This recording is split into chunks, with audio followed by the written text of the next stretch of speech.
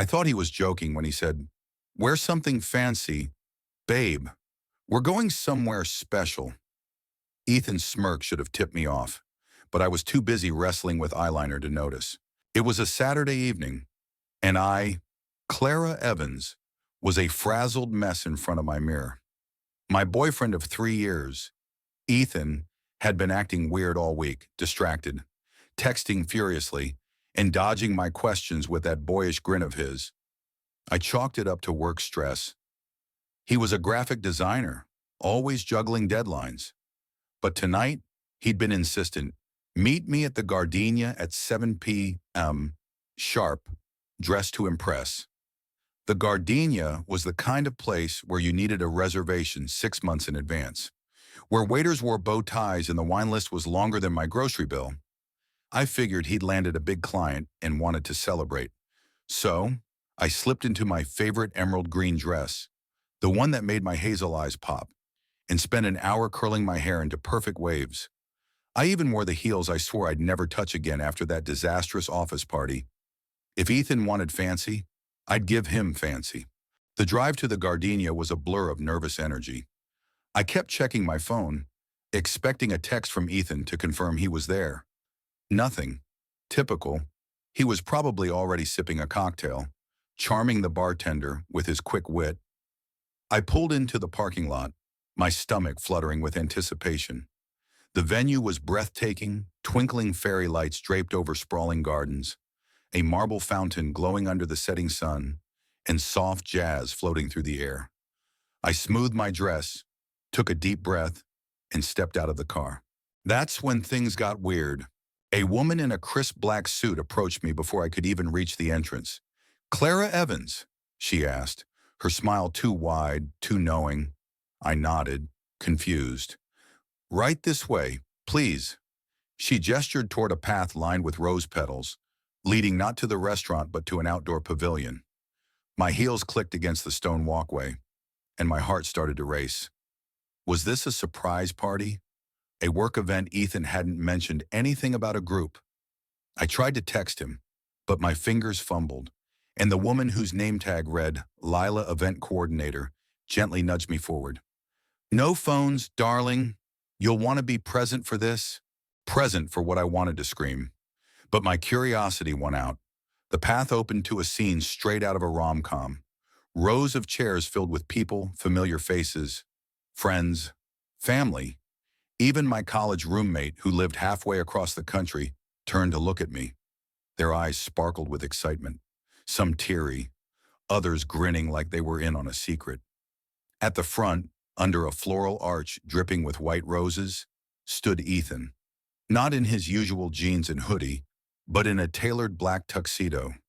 His dark hair slicked back, his blue eyes locked on me. He was holding a microphone. A microphone.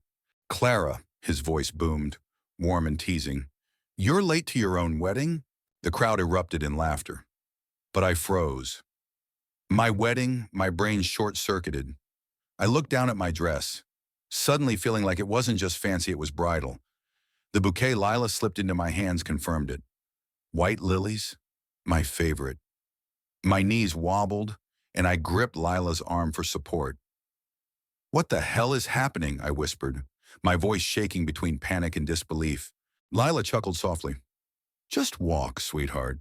He's been planning this for months." Months, Ethan.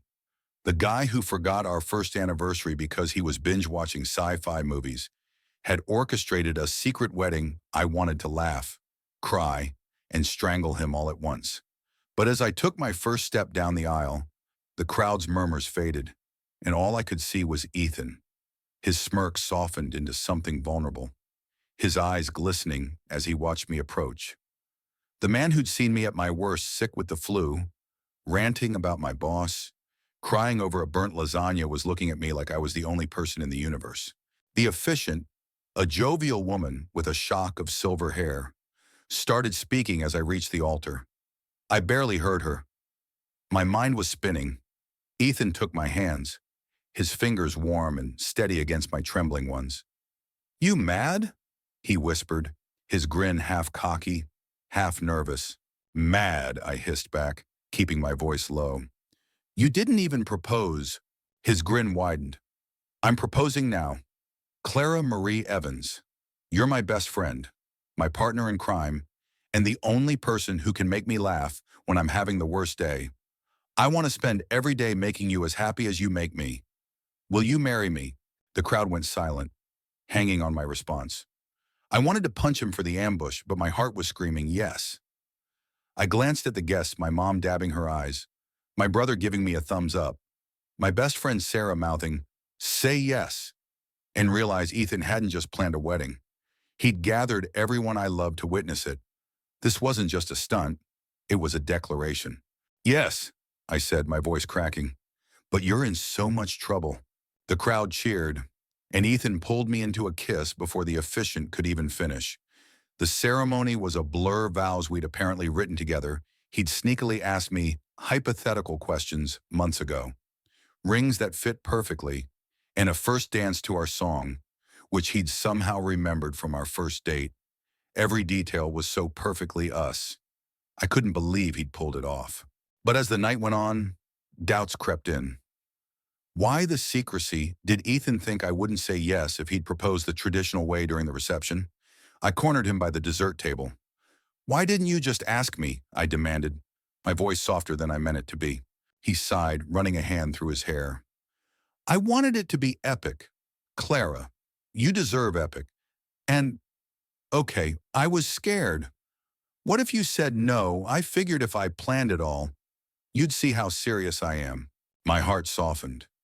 Ethan, for all his confidence, was terrified of losing me. I kissed him, the kind of kiss that said everything I couldn't put into words. The party raged on laughter, champagne, and my dad's embarrassing speech about my childhood, but that moment was ours. As the night wound down, I stood with Ethan under the stars. My wedding dress slightly wrinkled, his tie loosened. We were married. Married. The word felt surreal, but as I looked at him, I knew this was just the start of our adventure. What do you think? Does love justify a surprise like this? Or is trust built on open communication? Share your thoughts on whether Ethan's grand gesture was romantic or reckless.